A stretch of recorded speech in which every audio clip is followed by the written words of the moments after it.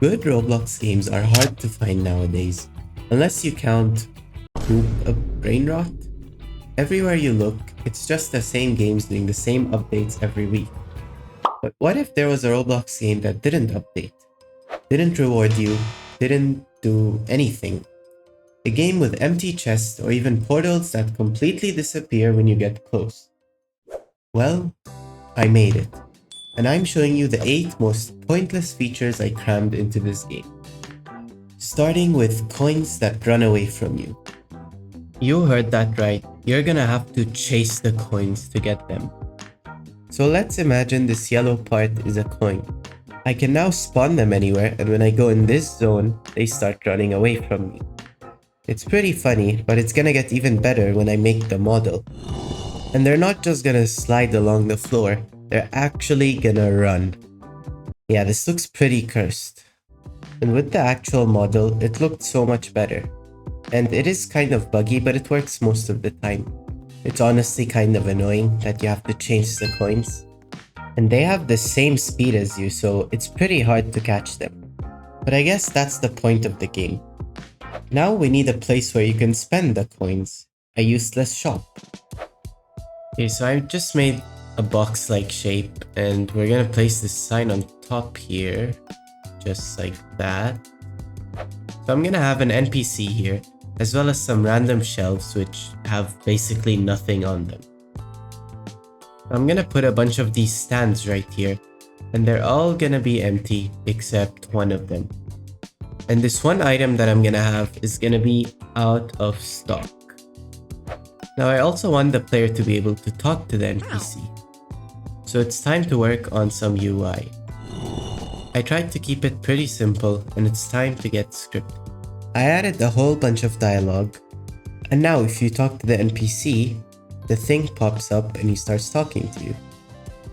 He pretty much tells you that the shop has a bunch of stuff, even though it clearly doesn't, and he proceeds to tell you that this shop is useless, which is what the game is all about.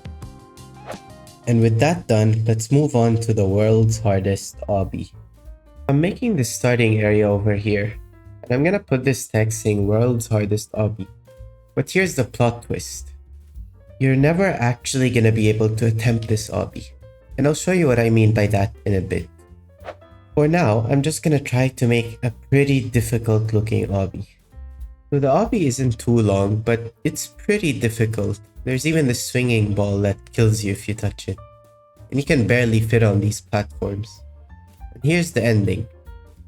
But here's the thing. Whenever you try to go and attempt the obby, this is what happens. You just get launched to the end. So it's pretty much useless, and you can never attempt to do it. And even if you try going backwards, you'll just get launched back to spawn. For now, let's make something we can place at the end of the obby as a prize. Moving on to number 4, empty chests. Opening chests can be pretty exciting, except when you find out they're completely empty. I made this simple treasure chest, and now all I have to do is make it so that the chests actually open. Now of course I'm gonna place one at the end here, and then you're gonna find out that it's empty. I'm also gonna place a few around the map once I start building stuff, maybe one behind the shop as well. So if we go ahead and play the game and walk over to the obby, it's gonna launch us to the treasure chest, and then we're gonna open it and find out that it's completely empty. I also accidentally made it so you can do this, but I decided to keep it because it's pretty funny. Now on to number 5, disappearing portals. So players might get bored since there's nothing to do, and they might want to go to a new world. Now I wasn't really sure how to make a good portal, so I watched a couple of videos. This is what I was able to make, and you can see it getting brighter and darker, which is just a small animation.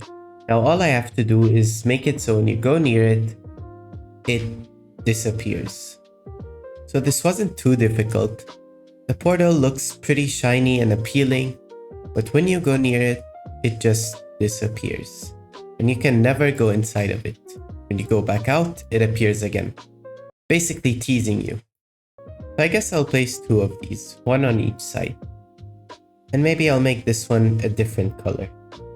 So we now have a green and a blue portal, which are absolutely useless.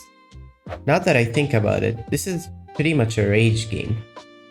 Speaking of rage, this next feature is definitely gonna make the players rage.